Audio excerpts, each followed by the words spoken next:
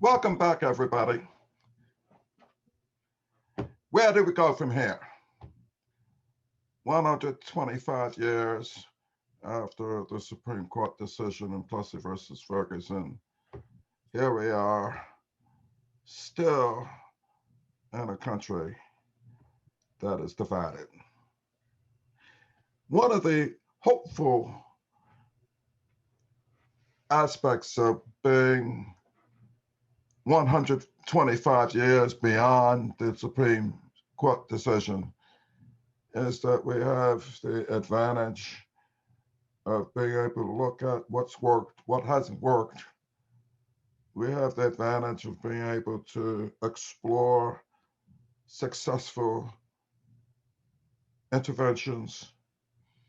And so what we'd like to do is to ask our three panelists to share with us their vision for the future about what's next. Where do we go from here?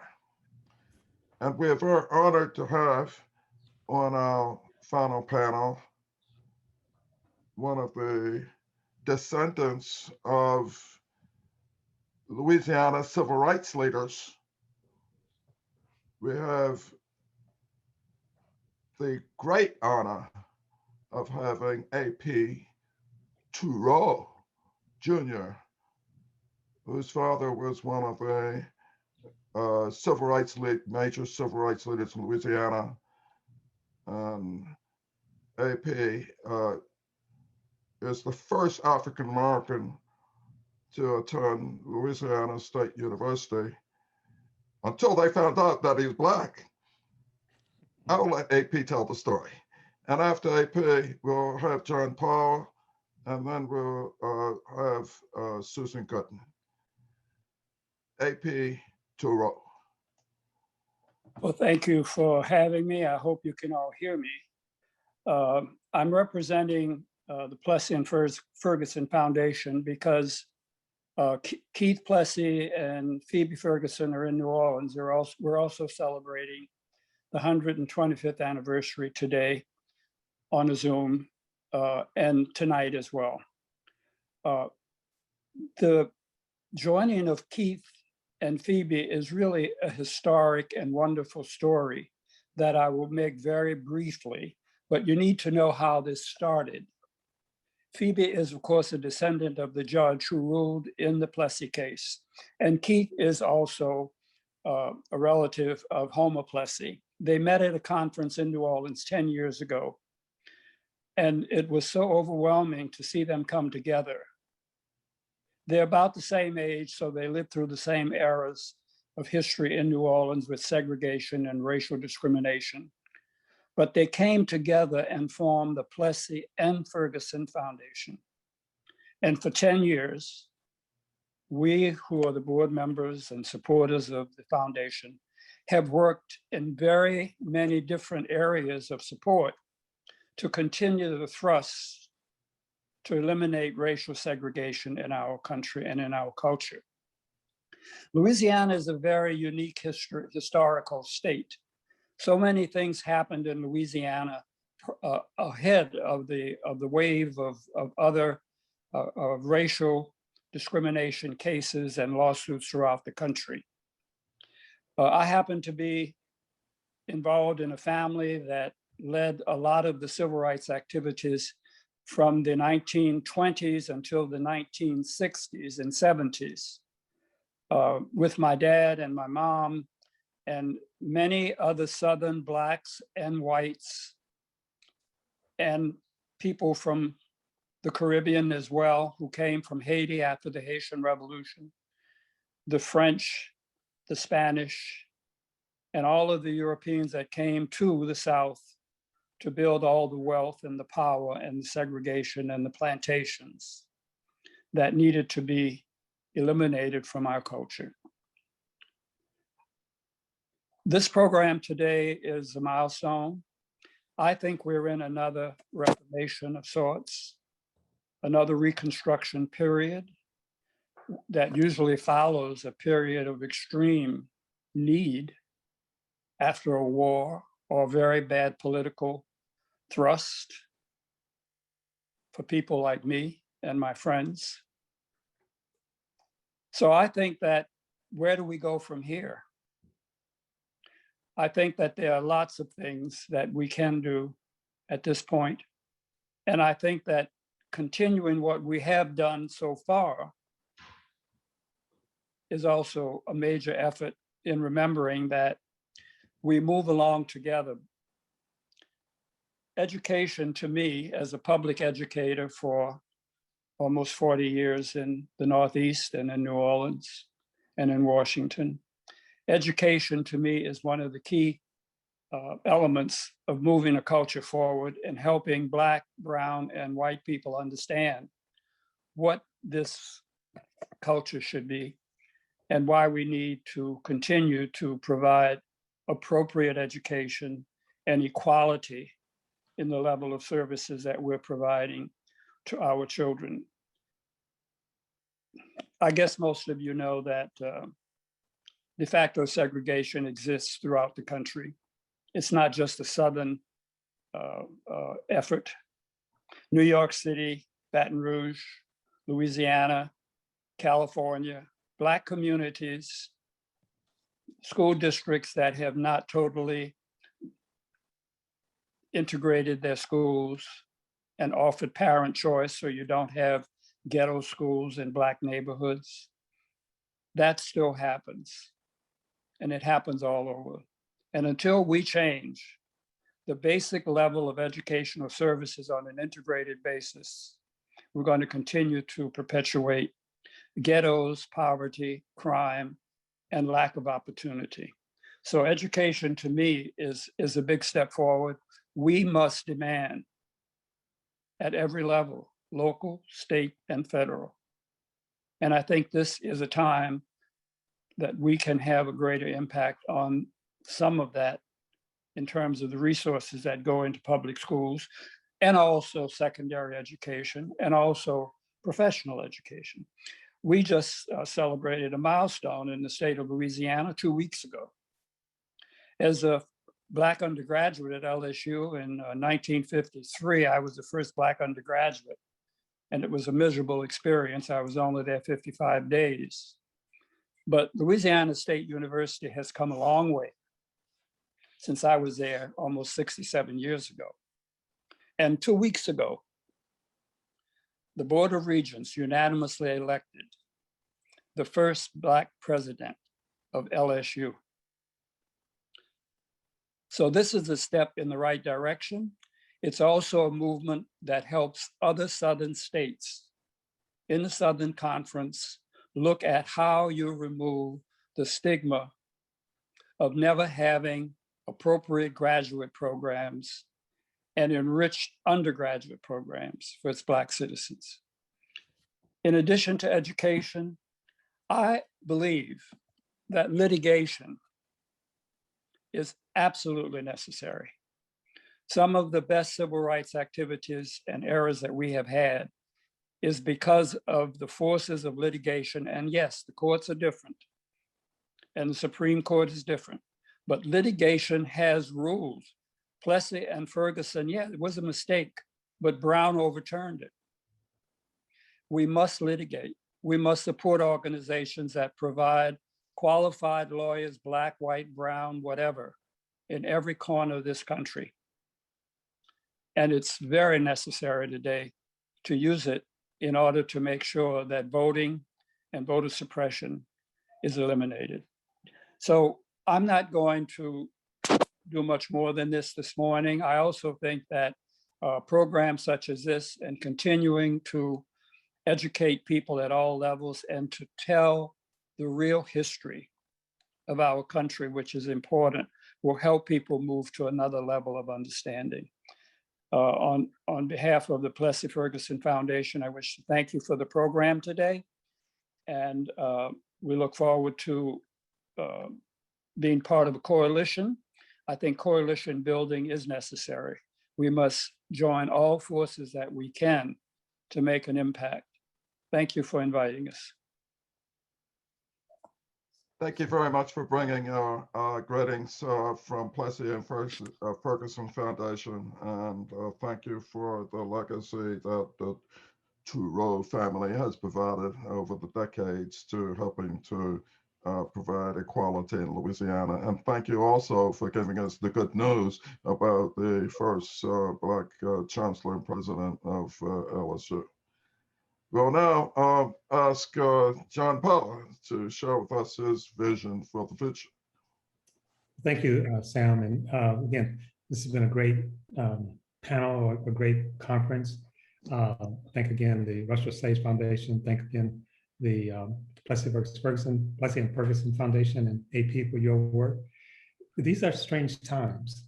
We're watching insurrections, January 6th. We're watching hundreds of bills being passed in primarily Republican strongholds to actually turn back the clock on a multiracial democracy and once again exclude Blacks and other people from participating in democracy. We're watching what we can only be called the long shadow of the badge and incidents of slavery continuing to play out in America. At the same time, we witnessed last year more demonstrations for Black Lives Matter and racial justice than had ever happened in the United States. We heard the first president of the United States in an inaugural address condemn white supremacy. We're watching not just the president of LSU, but my friends Sam Myers and Dean Gooden. So we're sort of seeing conflicting things. We're seeing the country trying to move backwards and trying to move forward. We're seeing the country trying to actually recreate a world where we the people is defined very narrowly and racially to we the people being defined as everyone belonging and multiracial. We don't know where we're going to land. Jason Reese suggested that we have to be affirmative. It's not just stopping discrimination. We have to affirmatively reach that vision we're trying to reach. It's going to be hard. We do have a Supreme Court now that's firmly ensconced, not in the conservative, but a right wing. We have at least one political party that's affiliated itself with and refused to condemn white nationalists and white supremacists. But we also have some progress, a vision of a multiracial America. And it's only that vision that will actually take us beyond Plessy v. Ferguson and Dred Scott and a number of other cases. It requires structural changes. It requires imagining not just Blacks and Latinos and Asians and Native Americans, but also whites. Excuse me, a country where we all belong. For us to really think about things in a different way. And not just think about them, but also put things in place in terms of our structure, our money. And I'll just end by saying, there's a book I'll call Race Between Technology and Education. It's written by two professors at Harvard. And they argue that what caused the United States to explode in terms of being such a powerhouse in the world is we apparently were the first country to begin to educate women in large numbers. Not fair, there's still inequities, but it's like we tapped into half the population that we have been ignoring.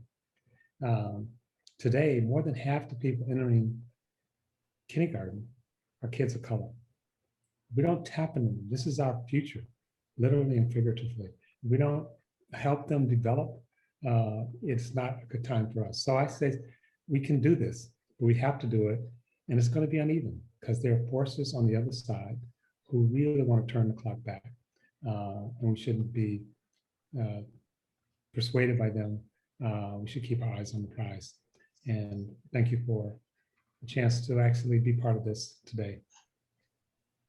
Thank you very much, Don. And I should be very clear that understanding the legal history of Plessy versus Ferguson has opened a lot of eyes and a lot of minds. I think that one of the essential tasks for our future is to understand our past, to understand how we got to be where we are right now. And so we owe a great debt to John Powell for his continued work at Berkeley, but also his dedication and commitment to the highest standards of legal scholarship and policy analysis. I do want to share, one experience that derailed me very briefly in my hopeful and optimistic, view of where we go from here. And that was in August of 2020, when the OMB issued a directive mandating that the teaching of critical race theory, of work on white supremacy, and anything that dealt with racism would be barred from fellow contractors. And somebody contacted me, and I was supposed to be doing a seminar and a workshop, for a Fortune 500 company staff to talk a little bit about racism, to talk about race, to talk about the prospects of achieving racial equality without dealing with race. In other words, a colorblind strategy. And basically the reason why they asked me was that I just wrote a book on the problem. And so I said, fine, I'll be happy to talk. And then the attorneys for the company sent me a letter that says, oh, by the way, here's the OMB directive. And I want to be sure that A, you send me a copy of your PowerPoints so our legal office can review it. And B, make sure that you don't violate the directive because the company was a federal contractor. And I said, well, how can I talk about race? How can I even talk about race without having a discussion about the nature of white supremacy? So here's what's hopeful. What's hopeful is that OMB directive got reversed. And now we can continue to have an honest conversation about the historical foundations and roots of current inequality. So with that comment, I'd like to turn the discussion over to Susan Gooden, who has been just marvelous as a co-editor of this special volume of the Russell Sage Foundation's Journal of Social Sciences, and who's been an inspiration in many respects, because this is actually the second volume of the Russell Sage Foundation's Journal of the Social Sciences that Susan and I collaborated on. So Susan Gooden. Thank you so much, Dr. Myers. And first, let me say again how honored I am to be a part of this project. It is fantastic to be able to work with my co-editors who are luminaries, John Powell and Sam Myers, and I appreciate very much the support of the Russell Sage Foundation, the Rockefeller Brothers Fund, and the Plessy and Ferguson Foundation. I just want to say briefly that as we think about moving forward, unfortunately, when we look back in history, there have been a lot of missed opportunities. So when we think about the end of slavery, we had a period called Reconstruction. And I think that's a period in time where most students of US history simply skip over and don't learn a lot of lessons from. We got the 13th, the 14th, and the 15th amendments during the Reconstruction period.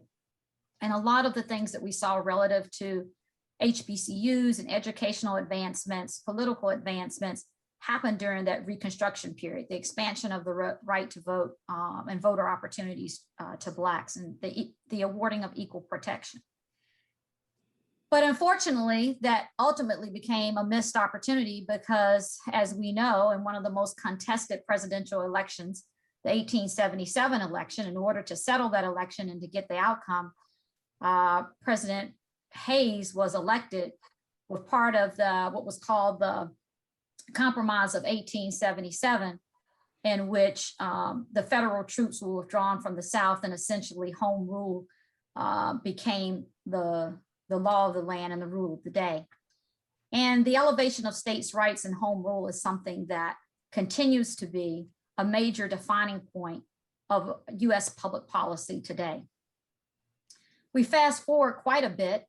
Another missed opportunity that Dr. Myers and I talked about when we did the Kerner Commission study, the Kerner Commission report in 1968, where we had the declaration of two societies, separate and unequal, and a real opportunity in order to advance racial equity.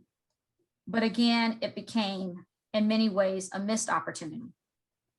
So now we stand largely in that same space of another opportunity that has been brought to us through the crossroads of two pandemics, the ongoing pandemic of racism, and then the pandemic of the coronavirus. It's really interesting to see the things that we were able to accomplish in such a short period of time because simply we had the political will to do it. Telehealth, things that people have been talking about for years and years, eliminate the GRE scores and standardized tests. A lot of things that, a lot of policies that just evaporated and fell to the wayside because it was deemed to be necessary, largely because those who were in power deemed it appropriate. But then the question becomes, what happens as we hopefully, fortunately, come out of this pandemic? What are going to be some of those casualties? We're already seeing that there are thousands and thousands of students in all states that are just unaccounted for, that have slipped through the educational system. We do not know any information, have very little information in terms of their educational experiences. When we think about the return to work and wages, and we've known, frontline workers and these disparities, long-term care facilities, disproportionately African-American females who are working in these conditions. What protections will be offered? How will we show our investments? At the same time, as Professor Powell mentioned, we're also seeing an unprecedented engagement relative to anti-racism work. And this provides us with a lot of hope. We see a lot of support being provided from foundations to HBCUs and to really dismantling racism. At the end of the day, I think where we are going to be is at this point of what does of the people, for the people, by the people really mean? And how do we infuse accountability for that among ourselves and among our institutions that we also publicly finance? And so as we move forward and we learn from the lessons of history, I hope, my greatest hope is that we don't let the pandemic opportunity be another missed opportunity as we try to permanently dismantle racism. Thank you. So thank you very much. And we hope that one of the effects of this webinar is to stimulate people to read the journal. The articles are insightful. They raise lots of new questions, but they also point out some real misunderstandings about the past, about exactly what was Plessy versus Ferguson about. And that's one reason why it's helpful to know that there are multiple issues involved in that Supreme Court case. And I do want to remind us that this was not the end of the discussion about identity. It's not the end of the discussion about the 14th Amendment and what constitutes the definition of equality. I mean, even in the state of Minnesota, there's a possible Supreme Court, constitutional amendment to change how we define quality, how we define equality in education. And it turns out that there's different points of view about, well, what is fair? What is equal? What is the notion of equality? And so does equality mean that white people get beaten and they're murdered at the same rate that black people get beaten and murdered by a police officer? Is that what we mean by equality? Does that mean that the schools will all white students will fail at the same rates that black students fail? What do we mean by what's fair and what's equality? And if you thought that Plessy Ferguson settled that question, then you're wrong. I do think that the articles in this journal provide a lot of new insights and perspectives. Now, Susan, I do want to ask you this question. I need to ask John this question as well. It's that what happens after the pandemic? Is it possible that we are starting all over again? Because lots of people have been out of school for a while. Lots of people are so far behind at their mortgage payments or their rental payments. To what extent are the inequalities that exist in society going to reproduce themselves? And as soon as we're back to work, things are just as bad as they were. I mean, I told you I was going to be positive and I want to be hopeful, but I do want to get a sense of this shock that's happened. To what extent should we worry about the baked-in aspects of segregation, of inequality that might reproduce themselves? And then when we come out of the recession, well, not the recession, when we come out of the pandemic, that things are back where they were before we started. So, John, what is your thought on that? Well, I think we won't go back. We will be in a different place. It might be worse, it might be better, but it won't be the same. The world's already changing very fast. And the world that you and I grew up in, Sam, is already in the rearview mirror. Some people think that's a good thing. Some people think it's a bad thing, but it's definitely a thing. The demographics are changing. The world is changing. Technology is changing. And then the pandemic put all that on supercharge. And then the technology, so we can watch a police kill a Black man in the streets of Minneapolis. That's new. To Susan's point, will we take advantage of this opportunity? The pandemic was just a tremendous tragedy, but it's also a tremendous opportunity. It showed how we're related to the villages in India or the small towns in Africa. And our medical people keep saying, you can't solve the pandemic in the United States until you solve it globally. Will we turn toward each other or turn on each other? The answer to that is unclear. I think that depends on what we do. But I just want to end by the point you made, Sam. We actually don't want just equality. And now we talk about equity. We don't even just want equity. I call it target universalism. We want to have universal targets, universal goals, and then strategies to get everybody there. We don't want, it's not good enough to have Black people and white people dying at the same rate and call that equality. It's not good enough to have Black children and white children and Asian children and Native American children being miseducated at the same rate and call that equality. We got to reach beyond that. We got to reach for an aspiration, the kind of society where people can flourish and belong. And that depends on us. Will we get that or not? It's not given. It may be baked in, but we're still in the kitchen. We can still make a difference, and we have to make a difference. We won't get what we had. We'll get something much, much better or much, much worse. Mm-hmm. Mm-hmm. So just a quick response, and that is that I agree that we shouldn't assume that the world is going to be the same, the world that you and I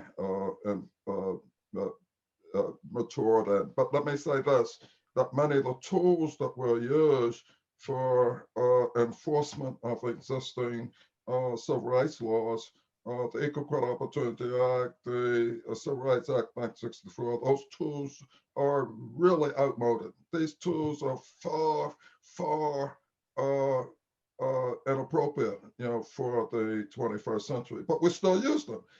And I do think that this issue of how do we measure equality.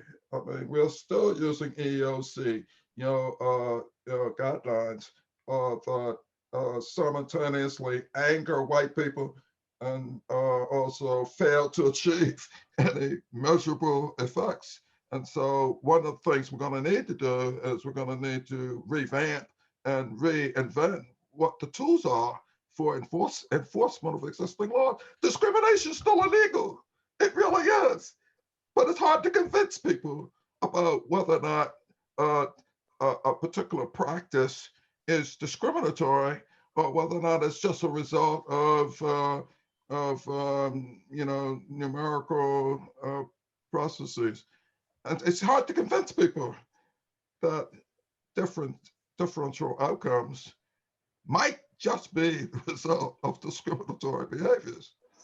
Well, Sam, let me just say two things about that. I want to get Dean Gooden into this conversation. The great political scientist John Rawls said, if you live in an egalitarian society, the burden of proving that that inequality is okay is on those who want to say that. The presumption is when you have inequality, that's a problem. That's what it means to live in an egalitarian society. So you don't have to prove, I shouldn't have to prove that I'm a human being. I shouldn't have to prove that Black Lives Matter. It's those who actually want to uphold inequality. The burden is on them. And I think we can, so anyway, I think we can move forward. And I'm always reminded when that Dr. King thing of it's hard to wake up a man who's pretending to be asleep. There's some people who have a dog in the game and they sort of with fancy legal phrases and econometrics, they want to support the status quo. But we can do better than that. And the thousands and millions of people who took to the streets last year around the world, they know it's not right. And they agree with you, Sam, that these tools are not right. We have to move into the 21st century to get a different outcome. And I would add, I think it is important to remain optimistic. And, there are a lot of things that we have witnessed, even in the past, in the recent past, that many of us thought we would never see. The election of an African-American president, the election of an African-American female vice president. Yes, these are not everything, but it does mean something. And I think it's important when we look at the number of Confederate statues who have been removed and have come down. Again, no, that's not everything, but it does represent something. And I think one of the things that I always am guided by is a line from the late Nelson Mandela when apartheid finally ended legally in South Africa. And he said, it always seems impossible until it's done. And so that is what motivates me in the work that I do in this space to eradicate racism, is that, yes, it may seem impossible, but hopefully we will see it get done. And I'm confident with many of the intellectual leadership that we have demonstrated in these essays, grassroots efforts, it's going to require a full team effort and a full team approach. But we have to keep on keeping on, and we have to remain optimistic because we have seen things that we didn't think we would see that were positive. And I remain hopeful that we will see those in the future. I think there's one more thing that we need to listen to, and that's interconnectedness. We always thought that poor countries would have health problems like pandemics and so forth. And here we are, the richest, the best, the top of everything, and we share this earth with everyone else at the same level during this pandemic. And I think that's going to have a big impact on the world and on cultures as we move forward. And Susan, I look forward to the next volume that you and Sam will do on looking at the future of racism and through the Russell Sage Foundation. We need some help with that, and there's no one better to do that than you and Sam. Oh, well, you're being most generous, John, but it's definitely a team effort, and we appreciate the opportunity to work with you on this volume. Your legal expertise is unparalleled, and you've brought tremendous insight and vision to this work. Well, we're at the bottom of the hour. I want to thank everyone for joining us today. We hope that you found these presentations compelling and insightful and thought-provoking. I know I did, and learned a lot. I want to thank each of our presenters. I want to thank you, the audience, for taking time to listen and to engage in these discussions with us. Again, a huge thanks to the Russell Sage Foundation, as well as to the Othering and Belonging Institute at the University of California, Berkeley, the Humphrey School through the Roy Wilkins Center, and through the Wilder School at VCU. Thanks, everyone, and have a great day.